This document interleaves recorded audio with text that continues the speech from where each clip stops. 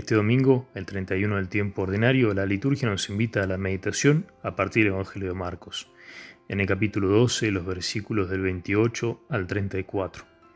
Y en los versículos anteriores encontramos a Jesús en el templo enseñando, pero sobre todo puesto en dificultad, puesto a prueba por los que estaban a la cabeza del templo, los saduceos, los fariseos, sacerdotes, que buscaban en Jesús tenderle una trampa para ser juzgado.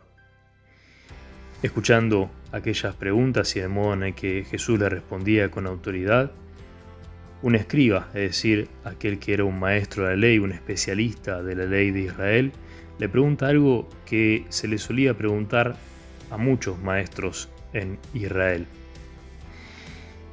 ¿Cuál es el primero de los mandamientos?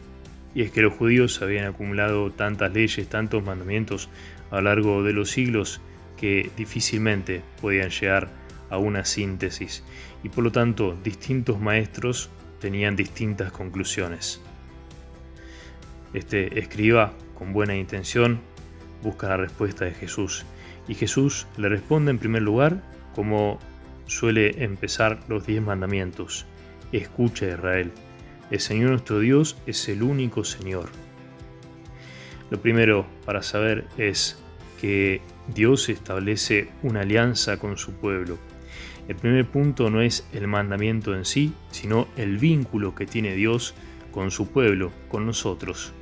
Escucha, Israel implica también un movimiento, tanto de aquel que emite el mensaje como aquel que lo recibe. Dios se mueve para comunicarse y nosotros nos movemos para recibir aquella comunicación, que no se resume en un enunciado, sino en una persona. La comunicación de Dios es su propio Hijo, Jesús, y nosotros nos movemos para recibirlo. Y sigue Jesús diciendo: amarás al Señor tu Dios con todo tu corazón y con toda tu alma, con todo tu espíritu y con todas tus fuerzas. Pero responde algo a lo que no se le preguntó. El segundo es amarás a tu prójimo como a ti mismo. El escriba pregunta solo por el primero, pero Jesús pasa a un segundo. De hecho, no tenemos que pensar que se le pregunta por una lista de mandamientos.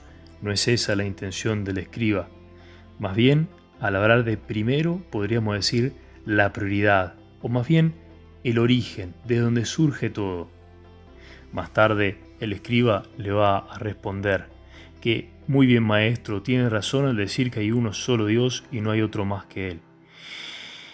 Y termina diciendo, y que amar a Dios con todo el corazón, con toda la inteligencia y con todas las fuerzas y amar al prójimo como a sí mismo vale más que todos los holocaustos y todos los sacrificios. Y es que nosotros fuimos hechos para Dios, para el vínculo con Dios, para la relación con Él. Y así como fuimos hechos todos y cada uno de nosotros, también nos encontramos en comunidad, como hermanos, por aquella fraternidad que nos vino por medio de Jesús, amando a Dios, amándonos entre nosotros.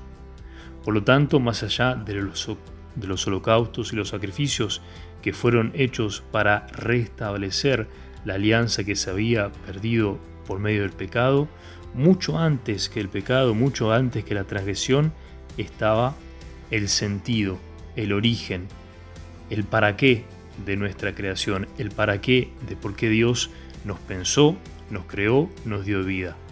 Dios nos creó para amarlo a Él por sobre todas las cosas y demostrar este amor a Él por sobre todas las cosas, amando a los demás como nos amamos a nosotros.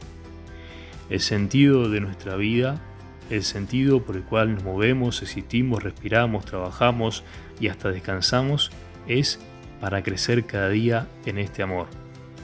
La intención de Dios, su voluntad es que amemos, que lo amemos, que nos amemos y que también nos amemos a nosotros mismos, que amemos a los otros como nos amamos nosotros. Ese es la prioridad, el primero de los mandamientos, el primer sentido por el cual nosotros abrazamos la fe y nos llamamos varones y mujeres religiosos.